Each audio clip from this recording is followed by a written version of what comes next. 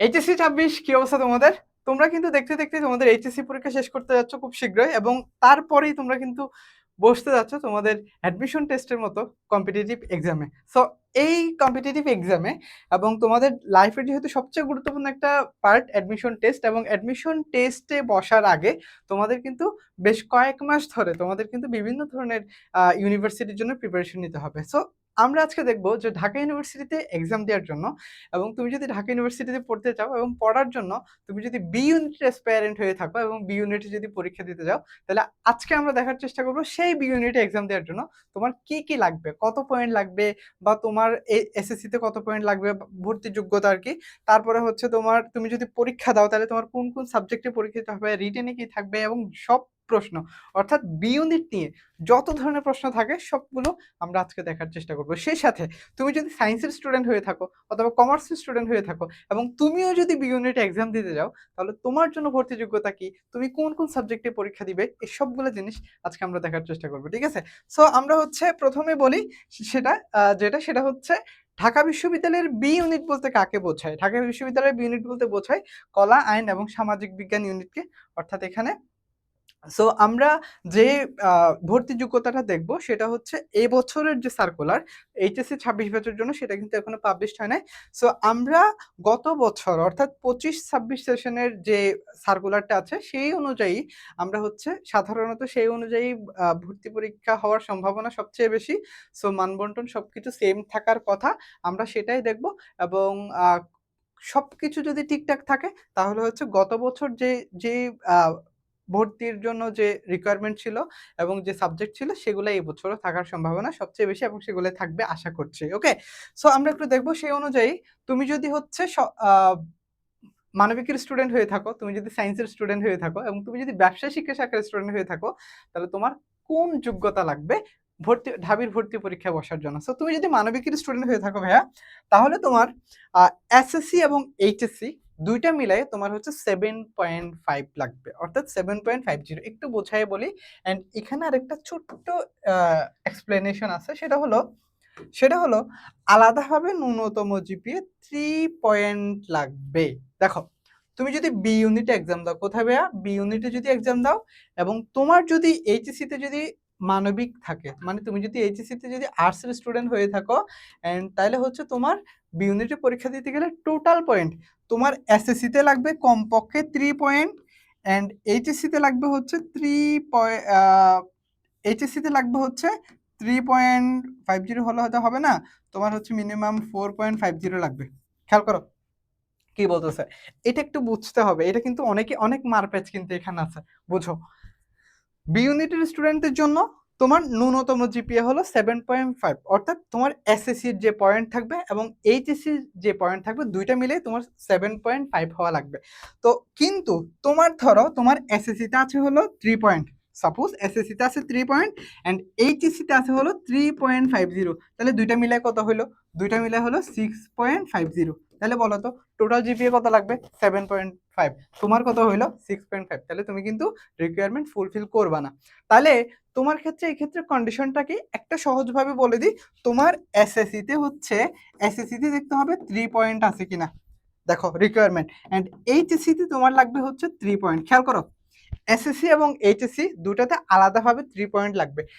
And যদি এই দুইটা যোগ করার পরে যদি তোমার 7.50 থাকে, তখনই হচ্ছে তুমি পাস বা ভর্তি পরীক্ষা দিতে পারবা। এখন প্রশ্ন হচ্ছে ভাইয়া, 3 পয়েন্ট এখানে থাকলে 3 পয়েন্ট এখানে থাকলে 7.50 কেমনে হয়? তার মানে তোমার যদি ধরো এখানে যদি 3 পয়েন্ট লাগে, তাহলে 7.50 হওয়ার জন্য তোমার আরো কত পয়েন্ট লাগবে? তোমার হচ্ছে আরো 4.50 লাগবে, রাইট? তোমার যদি এসএসসি তে যদি 3 পয়েন্ট লাগে এইচএসসি তে লাগবে 4.50। অথবা ধরো তোমার এইচএসসি তে হলো তোমার এইচএসসি তে 4.50 আছে, এন্ড এসএসসি তে হচ্ছে ধরো এইচএসসি তে 3 পয়েন্ট আছে, এন্ড এসএসসি তে তোমার লাগবে হলো 4.50। অর্থাৎ আলাদাভাবে 3 পয়েন্ট তোমার লাগবে, এইচএসসি তে 3 পয়েন্ট লাগবে, এন্ড দুইটা যোগ করার পরে তোমার যদি 7.5 থাকে, তাহলে তুমি পরীক্ষা দিতে পারবা। ক্লিয়ার? আচ্ছা, বেশি কঠিন হয়ে গেছে না? আচ্ছা, এবার দেখো বিজ্ঞান শাখা, অর্থাৎ তোমার যদি ইন্টারমিডিয়েটে সায়েন্স থাকে, এন্ড তুমি যদি হচ্ছে ভাইয়া ঢাবির বি ইউনিটে এক্সাম দিতে যাও, সেক্ষেত্রে তোমার কোন ধরনের রিকোয়ারমেন্ট লাগবে বা তোমার যোগ্যতাটা কি হওয়া লাগবে। ঠিক আছে, দেখো তোমাকে আলাদাভাবে মানে এসএসসিতে হচ্ছে তোমার লাগবে, এসএসসিতে তোমার 3.50 লাগবে, এইচএসসিতে তোমার 3.50 লাগবে। খেয়াল করো, এসএসসি এইচএসসি দুইটা মিলাই 3.50 লাগবে। অ্যান্ড এসএসসি মানে কমপক্ষে এসএসসি এবং এইচএসসি দুইটা মিলে যদি তোমার 8 পয়েন্ট হয়, যদি তোমার 8 পয়েন্ট হয়, এই যে ন্যূনতম জিপিএ এসএসসি এইচএসসি মিলে 7.8 পয়েন্ট হয়, তখন তুমি পরীক্ষা দিতে পারবে। তাহলে সহজ সমীকরণ কি?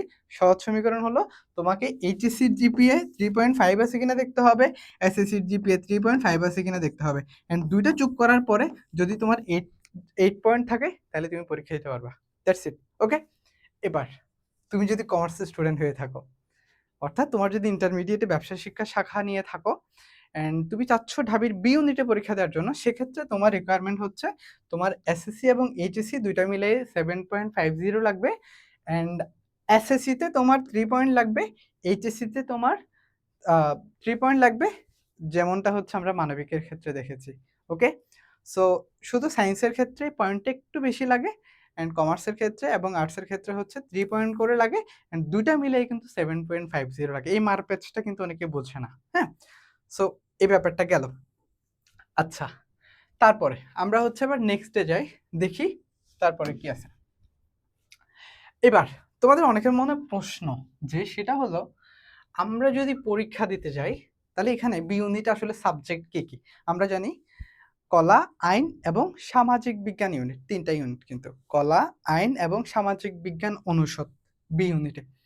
সো আইন এবং আইন অনুষদে কি কি আছে দেখো, আইন বিভাগ আছে, সমাজ কল্যাণ এবং গবেষণা ইনস্টিটিউট, তারপরে হচ্ছে আমরা সাবজেক্টের ব্যাপারটা আমি খুব বেশি এখন তোমাদের আপাতত চিন্তা করার দরকার নাই, তোমাদের আপাতত যেটা চিন্তা সেটা হচ্ছে বি ইউনিটে। আমার এখানে আলাদাভাবে কোনো প্রিপারেশন নাই, তোমার প্রিপারেশন হলো তুমি বি ইউনিটের টোটাল একটা প্রিপারেশন নিবা, এখানে তোমার মেরিট অনুযায়ী তুমি যে কোনো একটা ইনস্টিটিউটে যেতে পারবা। ঠিক আছে, সো দেখো আমরা কি কি আছে জাস্ট একটু দেখি। আইন বিভাগ, তারপরে হচ্ছে সমাজ কল্যাণ এবং গবেষণা অনুষদ, শিক্ষা ও গবেষণা অনুষদ এবং স্বাস্থ্য অর্থনীতি, তারপরে এখানে আরো অনেক আছে, তারপর হচ্ছে দেখো ইসল আছে, ফ্রেঞ্চ ল্যাঙ্গুয়েজ আছে। এরপরে আমরা নেক্সটে যাই, এই যে বাংলা, ইংরেজি, তারপরে হচ্ছে আরবি, ফার্সি, উর্দু, এরপরে আরো অনেকগুলো আছে, বিশ্ব ধর্ম, অনেকগুলো সাবজেক্ট আছে। হ্যাঁ, তারপরে হচ্ছে দেখো সামাজিক বিজ্ঞান অনুষদের সাবজেক্ট কোনগুলা, সেটা হচ্ছে অর্থনীতি, রাষ্ট্রবিজ্ঞান, আন্তর্জাতিক সম্পর্ক। সো এইগুলা নিয়ে তোমার এখন মাথা ঘামানোর দরকার নাই, তোমার এখন জাস্ট জেনে রাখো আইনের মতো লুক্রেটিভ সাবজেক্ট বাংলা, ইংরেজি, অর্থনীতি, রাষ্ট্রবিজ্ঞান, আন্তর্জাতিক সম্পর্ক। এরপর তুমি যদি তোমার যদি সাংবাদিকতা নিয়ে পড়ার ইচ্ছা থাকে, এরপরে তোমার যদি যে পাবলিক অ্যাডমিনিস্ট্রেশন নিয়ে পড়ার ইচ্ছা থাকে, সমাজবিজ্ঞান অনুষদ বা আইআর নিয়ে পড়ার ইচ্ছা থাকে, এই লুক্রেটিভ সাবজেক্টগুলো কিন্তু তোমার এই বি ইউনিটে আছে। ঠিক আছে, সো এইটুকু জেনে রাখো। তারপরে হচ্ছে আমরা এইদিকে মাথা নাগামাই, জাস্ট তুমি চিন্তা করবা তোমার বি ইউনিট এক্সাম দেওয়ার জন্য তোমার কি যোগ্যতা লাগবে, তারপরে হচ্ছে তুমি যদি বি ইউনিটে পরীক্ষা দাও এন্ড তোমার কোন কোন সাবজেক্টে প্রিপারেশন নেওয়া লাগবে সেটা। ওকে, আচ্ছা তাহলে আমরা এরপরে দেখি তোমরা যেটার জন্য হচ্ছে সবচেয়ে বেশি চিন্তায় থাকো, বি ইউনিটে পরীক্ষা দিতে আমার কি লাগবে বা আমার কোন কোন সাবজেক্টে পড়া লাগবে, সেটা নিয়ে তোমাদের সবচেয়ে বেশি প্রশ্ন পায়। ওকে, সো দেখো তোমার বি ইউনিটে আমাদের টোটাল 100 মার্কসের এক্সাম হয় 100 মার্কস, অ্যান্ড এসএসসি এবং এইচএসসি এখান থেকে জিপিএ কাউন্ট হয় হলো 20, টোটাল হলো 120 মার্কসের তোমার খাতা মূল্যায়ন হবে। ওকে, 120 মার্কসের 100 নাম্বারের হচ্ছে তুমি পরীক্ষা দিবা, 20 নাম্বার হচ্ছে তুমি এসএসসি এবং এইচএসসি এই দুইটা মিলে তুমি যেতটুকু অর্জন করতে পারছো সেখান থেকে পাবা। ধরো 20 মার্কস কেমনে হবে, ধরো তোমার এসএসসি এবং এইচএসসি দুইটা মিলে 8 পয়েন্ট আছে, খেয়াল করো এসএসসি এবং এইচএসসি দুইটা মিলে 8 পয়েন্ট আছে, তাহলে এই তোমার এসএসসি এবং এইচএসসির যে মার্কসটা যে পয়েন্টটা থাকবে সেই পয়েন্টের সাথে হচ্ছে 2 গুণ করবা, তাহলে 2 গুণ করলে কত হয় 16। তাহলে ধরো 100 নাম্বারের মধ্যে তুমি হচ্ছে এই 100 নাম্বারের মধ্যে তুমি হচ্ছে 70 নাম্বার পাইছো, এন্ড এই 20 নাম্বারের মধ্যে তোমার যে জিপিএ এই জিপিএ এর সাথে 2 গুণ করে যেটা থাকবে সেটা হচ্ছে এটার সাথে যোগ হবে। তাহলে 16 যদি আমি যোগ করি তাহলে কত হলো 86। ওকে, সো 86 পাওয়া মানে তুমি কিন্তু ঢাবির একটা টপ সাবজেক্টে পড়তে পারবা। ঠিক আছে, বি ইউনিটে।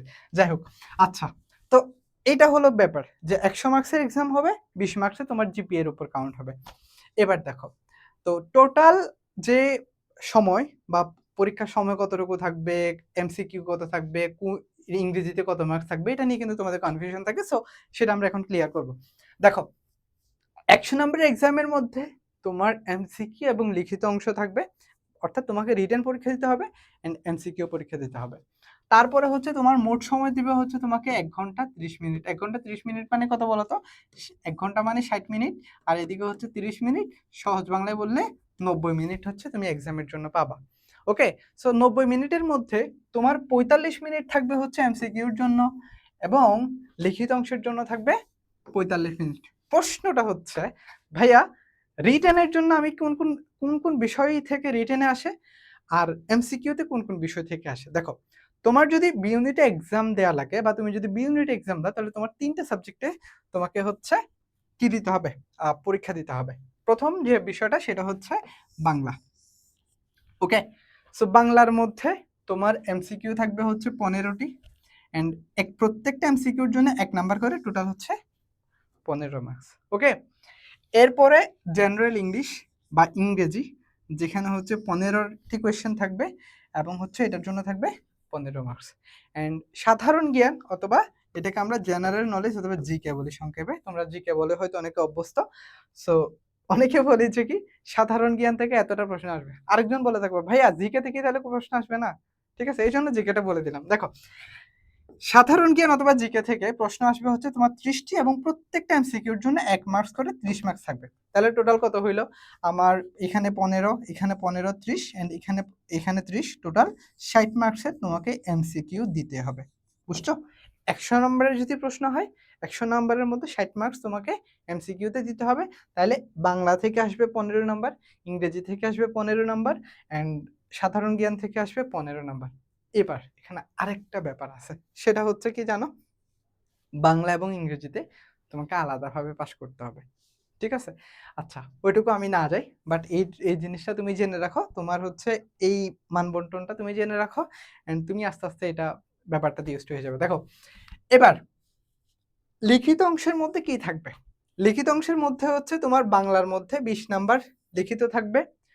তারপরে জেনারেল ইংলিশ অথবা ইংরেজির মধ্যে 20 নাম্বার থাকবে।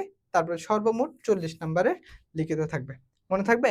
সো 40 নাম্বারের রিটেন, 60 নাম্বারের এমসিকিউ এন্ড রিটেনের জন্য তোমার কিন্তু 45 মিনিট সময় থাকবে আর 60 নাম্বারের এমসিকিউর জন্য তোমার 45 মিনিট সময় থাকবে। সো এটা ওভার দ্য টাইম যখন তুমি প্রিপারেশন নিতে যাবা, তুমি দেখবা আলটিমেটলি এখানে তোমাকে আমি জাস্ট একটা ওভারভিউ দেওয়ার জন্যই হচ্ছে আজকের ভিডিওটা করা, বি ইউনিট সম্পর্কে ওভারভিউ।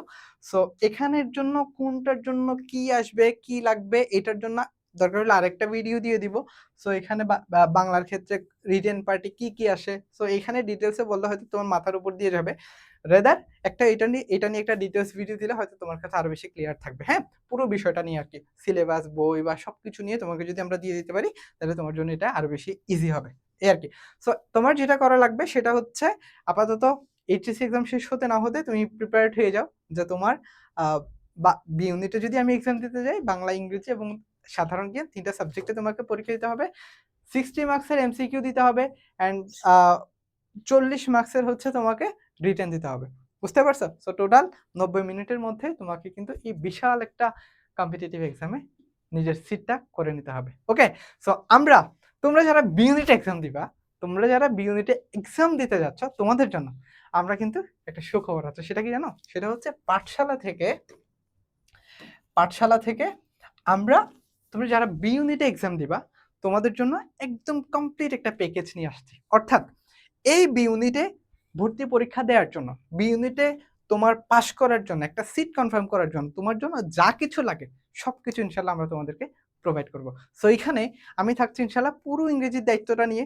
তারপর আমাদের অন্যান্য টিচার্স থাকবে, ইংরেজির জিকের জন্য টিচার থাকবে, তারপর হচ্ছে বাংলার জন্য টিচার থাকবে, যারা প্রত্যেকেই তোমাকে ধরে ধরে প্রত্যেকটা জিনিস বুঝাই দিবে। অর্থাৎ এই বি ইউনিটের প্রিপারেশনের জন্য তোমার ইংলিশের জন্য যা কিছু লাগে, বাংলার জন্য যা কিছু লাগে, সাধারণ জ্ঞানের জন্য যা কিছু লাগে, প্রত্যেকটা জিনিস আমরা তোমাদেরকে ইনশাল্লাহ পড়া দিব।